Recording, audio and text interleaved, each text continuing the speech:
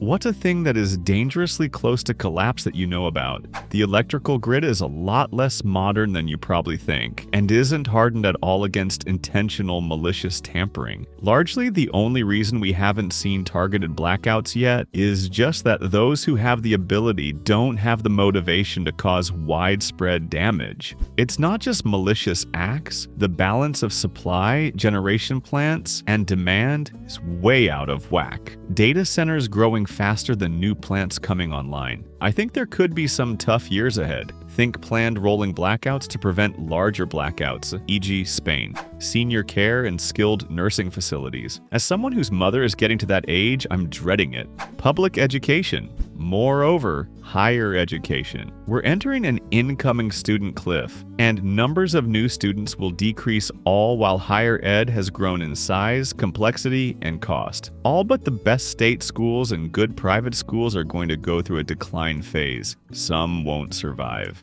Water infrastructure. It's long overdue for work. There's tar, rust, mid, and rat shit. I'm a civil engineer, and I see a lot of this. Let me lay out the problem for you. A housing development is completed in the 1970s. All the pipe, valves, tanks, and wells are part of the project. The developer sets up a small water company to run the system, and the board members are part of the community. The board members run the water company on a shoestring budget because if they raise rates, they are voted out. It's 50 years later and the system infrastructure is now on its last legs. They have done some well maintenance over the years, but now the steel casings in the wells are starting to collapse, and the main tank is corroded badly. The water company has no reserves to replace anything because they only ever raised rates to cover operating expenses. The board is hoping the state or will give them grants to replace their infrastructure, only to be told that they are not eligible because they still have a functioning well. So now they have to try to go finance the improvements, but they don't have any assets other than their small customer base. To cover the finance cost, the board is forced to raise rates, which gets half of the voted out. This delays the improvements a couple of years until the new guys are finally convinced they are not fixing their system without a rate increase, and then rates triple. To hear they, customers, whine, you would have thought we killed their dogs. No, it was all the result of poor planning.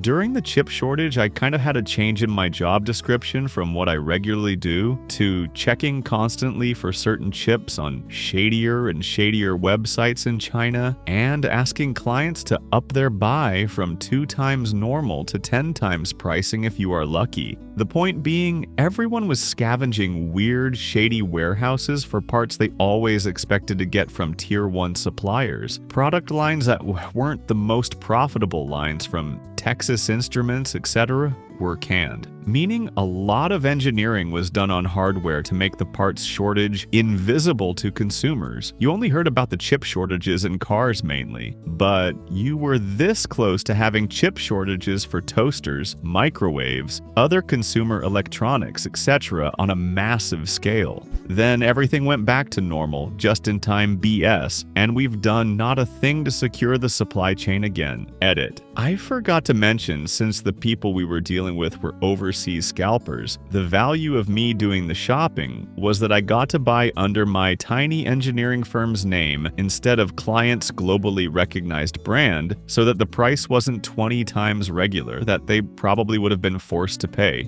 No politics involved, but America's bridges. They're grossly under-maintained and have been in dire need of revamping for close to a decade. As someone that works closely with this kind of infrastructure, the answer is easy. Maintenance isn't sexy, it's kind of like housework. Nobody notices when it's done well, but if it's not, the consequences are pretty clear. Politicians like big new projects. They can cut ribbons. Everything is shiny and modern. Nobody cuts a ribbon when you replace structural components or clear out ditches and culverts or repaint road lines. South. That stuff suffers while the shiny new thing eats up the budget. Home security systems. I used to install alarm systems before we would hardwire everything, every sensor and connection to phone line. Camera systems were also hardwired and recorded locally. Then people stopped having home phones and burglars would sometimes cut telephone lines before breaking in. So everything went cellular for communication. Over the years, big companies like ADT didn't want to pay for trained and experienced installers and service technicians, so they started installing wireless sensors.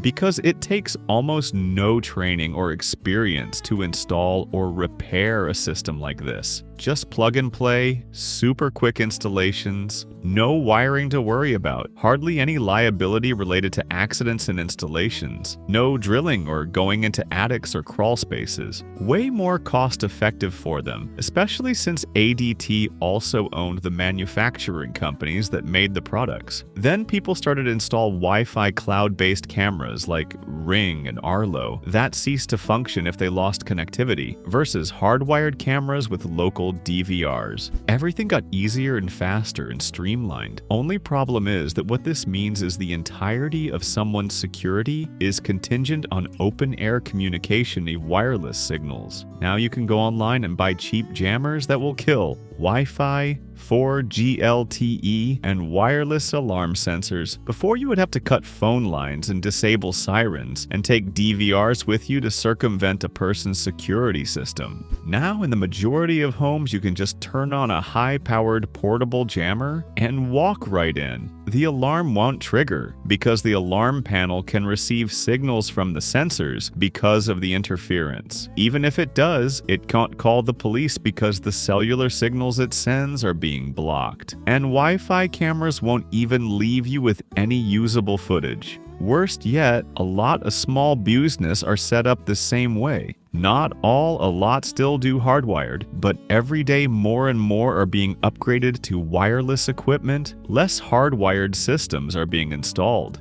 Public schools in the USA. Been teaching 14 years. I've always loved it, even the hard parts. I don't know any teachers who still really have their whole heart in it anymore. We are all emotionally checked out, burned out beyond repair, exhausted and barely getting through. None of us are in it for the money, so if we also aren't there for the personal fulfillment anymore, I don't know how long the health insurance will really keep us in the profession. Many districts are facing continuously declining enrollment. That means less money each year, so everything gets a little, or a lot, shittier.